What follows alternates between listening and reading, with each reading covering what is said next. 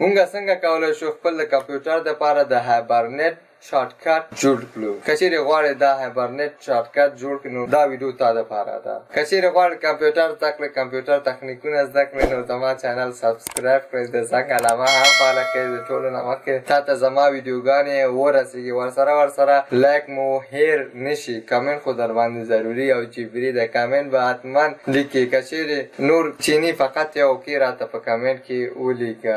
او که چیرې په یوټیوب کې مشکل لرې، په فیسبوک کې مشکل لرې، ما څخه تاسو پوښتنه کولی شئ. نور به د کمپیوټر د سکرین په صفحې ګورو. ویلکم افغان ورډ ایجوکیشن یوټیوب چینل. بسم الله الرحمن الرحیم. څنګه کولی شو موږ دغسې یو شارټکټ جوړ کړو هایبرنیټ دپاره؟ فقط په ډبل کلیک سره موږ سره مکمل کمپیوټر زموږ هایبرنیټ حالت ته راشي. ما یو څه معلومات په دې ډاکومنټ کې لیکلي دي. اول یعنې موږ څنګه کولی شو دلته هایبرنیټ شارټکټ جوړ کړو. کریکټ هایبرنیټ شارټکټ هغې دپاره موږ اول رایټ کلیک آن ډیسکټاپ باندې به رایټ کلیک وکړو. هغې نه بعد موږ سره دوم قدم کې نیو راځي. نیو ته ولاړ شئ. کله چې نیو ته لاړلې شارټکټ به انتخاب کړئ. کله چې شارټکټ انتخاب کړو دې نه بعد موږ سره درېیم مرحلې کې راځي. کله چې په شارټکټ باندې ډبل کلیک وکړو دلته به دغه کوډ ولیکېده. کله چې دغه کوډ دې پورې مکمل صحیح طریقې باندې ولیکه هلته باید ووهئ. هغې نه بعد به نیکسټ ووهئ. نیکسټ نه بعد به فینش ووهئ. سمه ده.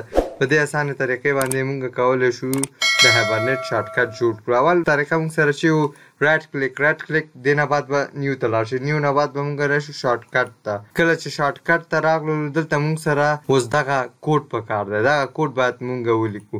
زه دغه کوډ مکمل دغې ساحې څخه کاپي کوم. زه بیا تاسو ته دلته وایم. سمه ده. کنټرول سی یا په دې رایټ کلیک وکړه موږ سره راځي. سمه ده. کنټرول سی وهم ما سره مکمل کاپي کېږي. کله چې کاپي شو دلته زه راځم. کله چې دلته راغلم دلته به کنټرول وي ووهئ یا رایټ کلیک ووهه. رایټ کلیک نه بعد به پیسټ ووهئ. کله چې پیسټ ووهه دا ساحه موږ سره راځي.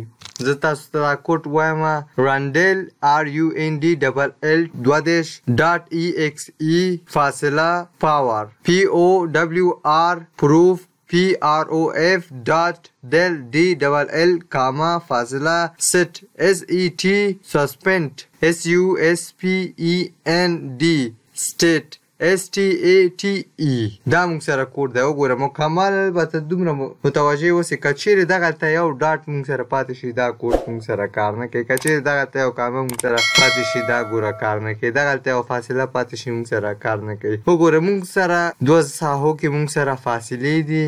یو د EXE نه د خواته موږ سره فاصله ده او بل چې دی موږ سره د کامې نه د خواته فاصله ده. یو ساحه کې موږ سره کامه ده. دوه ساحو کې موږ سره ګوره ټکی ده. یو د دې ساحې کې ده یو دې ساحې کې. دې نه بعد به موږ سره څلورمه مرحله چې و نیکسټ به ووهئ. پنځمه مرحله کې به فینش ووایئ. دغلته به ته نوم به ته ورته ورکړې هایبرنیټ. سمه ده. کله چې نوم ورکړې انټر به ووهئ. ودرې هایبرنیټ یو په نوم باندې زه دا صف کړم ځکه چې ما سره بل هم د هایبرنیټ په نوم شته. سمه ده. هایبرنیټ یو. کله مې چې ووهه دا ما سره دلته جوړ شو. زه غواړم چې اوس د دې آیکن بدل کړم. سمه ده.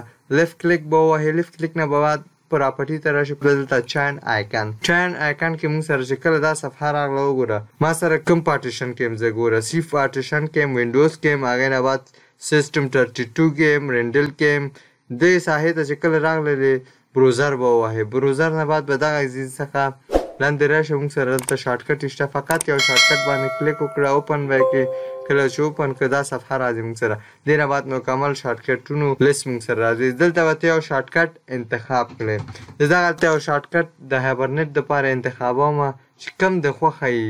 زه غواړم چې دغه شارټکټ ما سره صحیح دی د هایبرنیټ دپاره. اوکې ووهئ. اوکې نه بعد به اپلای ووهئ. اپلای نه بعد به اوکې ووهئ. سمه ده.